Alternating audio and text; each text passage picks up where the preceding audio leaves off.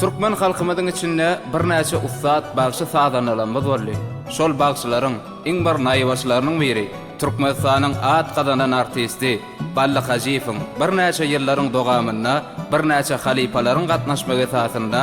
Balla halifamyzyň muşdoklarynyň haýyşlary esasynda dokumental filmi ýazga geçirildi. Lewap bilen ahalla daşoguzda Balkanna Maru şahu çakanna Türkiye'de Oğanna Hindistan'da İran'da Çın zekini saklap bilmez yaralanmış dağlarda Sunugot beyik dağ olsa Gayafi Balla Hajifow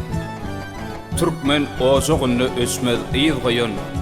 Halkıma şöklänü saçan ballifin Inçe yigitlere halipa olun Halipalık yolun açan ballifin